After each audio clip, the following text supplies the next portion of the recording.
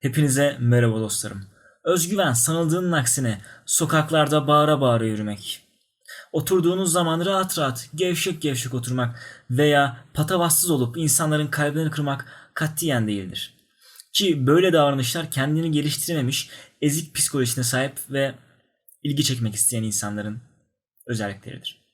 Böyle insanlarla empati kurmaya başardığınız zaman zihinleri size şunları söyleyecek. Ben ilgi görmek istiyorum. Bana ilgi göster bana. Benim tek özelliğim doğuştan gelen özelliklerim. Başka hiçbir vasfım yok. Bu yaşıma kadar yaşadım. Ama hiçbir vasfım yok. İnsanları ezmek zorundayım ben. İçimdeki o eziklik psikolojisini dışarı yansıtmamam lazım diyeceklerdir. Ki merak etmeyin dostlarım. Böyle insanlara diğerki videolarımda inceleyip psikolojilerini anlamaya çalışacağız. Ama şu an bahsedeceğimiz konu özgüven her şey midir?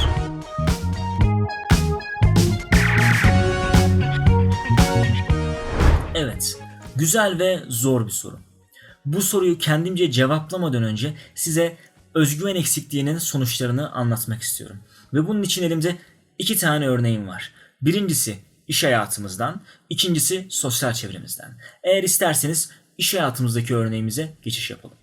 Eğer özgüvensiz bir insansanız iş hayatınızdaki hedeflerinize ulaşmanız gerçekten zor olabiliyor. Mesela size şöyle bir örnek vereyim. Atıyorum herhangi bir şirkette beyaz yakalı olarak çalışıyorsunuz ve sizin hedeflerinize ulaştıracak mükemmel, çok kaliteli bir fikriniz var. Hatta ve hatta bu fikir şirketin büyümesine bile yol açabilir. Yani bu kadar kaliteli bir fikir. Ama bu durumda yapmanız gereken tek şey bu fikri müdürünüze söylemek veya dolaylı yoldan toplantıda dile getirmek. Ama siz bunu kendinize güvenmediğinizden ötürü yapamıyorsunuz. Sizin beyninizi kurcalayan sözler var ve size diyor ki ya müdüre götürsem, ya bana dalga geçse, ya o sunumu yaparken arkadaşım bana dalga geçip saygınlığımı yitirsem, ya ya diye kendinize güvenip hiçbir iş yapamıyorsunuz. Gerçekten çok kötü. Ha bir de bu örneğin bir şirkette çalışırken değil de iş yeri bir şirket kurmak isteyen modeli de var. Ama bu modelde ne kadar kaliteli fikirlerin olursa olsun, ne kadar güzel bir bütçen olursa olsun hiçbir zaman başarıya ulaşamıyorsun. Çünkü adım atamıyorsun. Diyorsun ki ulan ha batarsam, ulan çok güçlü bir rakip gelirse, ya şu olursa ya bu olursa diyerek bu fikir senin kafanı kurcalıyor. Çünkü sen kendine güvenemiyorsun. Ve her zaman ömrü hayatın boyunca hep yerinde sayıyorsun. Yani bunun olmasına izin vermemelisin. Sosyal çevremizdeki özgüven eksikliğinden dolayı çıkan olaylar hayatımızda çokça yer alıyor. Bunlar bu kadar büyük çaplı olmasa bile bize olan etkileri gerçekten çok büyük. Ne de olsa azimli sıçan duvar deler değil mi? Yolda yürürken herkesin sana baktığını düşünmen ya da en basitinden düştüğün zaman, ayağın takılıp düştüğü zaman sanki herkesin gözünde ezik biri olacakmış hissiyatına kapılman. Bunlar aslında hayatımızda gerçekten çoğu zaman oluyor. Ama eğer bunları aşamazsak, çok basit gibi görünse de bunları aşamazsak hayatımızda gerçekten çok büyük olumsuzluklar yaşıyoruz. Ve bunlar için yapılması gereken tek şey var. O da biraz cesaretli olmak.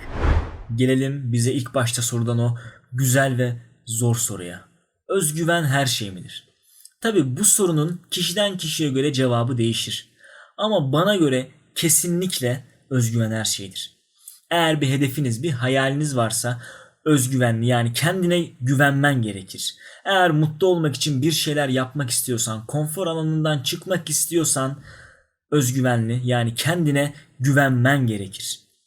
Ki bakıldığı zaman bana göre bunun için başka bir çıkar yol yoktur. Onun için herkesin kendine ne olursa olsun bana göre güvenmesi gerekir. Şimdi Burak iyi hoş anlatıyorsun ama eğer böyle bir sorunla karşı karşıyaysak biz ne yapacağız la? Dediğinizi duyar gibiyim. Haklısınız ama bunun cevabını benden çok daha iyi verebilecek olan insanlar var. Mesela size bir örnek vereyim. Beyhan Budak. Mükemmel bir insan, mükemmel bir kanalı da var. Yani psikolojinizi geliştirmek istiyorsanız, böyle yeni şeyler öğrenmek istiyorsanız o kanalı kesinlikle ziyaret edin. Ama eğer bana laf düşmez ama kendimce bir şey söyleyeyim. Bana göre eğer özgüveninizi bir duvar yapmak istiyorsanız kesinlikle gelip geçici motivasyonlar yani güzellikler, güzelliğiniz yerine başarılarınızı gün yüzüne koyun. Çünkü bakıldığı zaman güzellik gelip geçicidir. Ama başarılarınız katiyen geçmez. Onun için başarılarınızdan oluşan bir özgüveniniz olursa eğer, hiçbir zaman ne olursa olsun o özgüveniniz yıkılmaz ve hayata dik durursunuz. Ve tabi bu yolda kendinizi geliştirmeyi katiyen bırakmayın. Çünkü her yaşta öğreneceğiniz bir şey vardır. Beni izlediğiniz için teşekkür ederim dostlarım. Hayatınızı renklendirmek için yeni hobiler edinin. Mutlu olmaya çalışın. Ve tabii ki de her zaman dediğim gibi gereksiz bağlılıklardan uzak durup hayatınızı yaşamaya bakın. Ha bir de bu arada kendinize iyi bakın.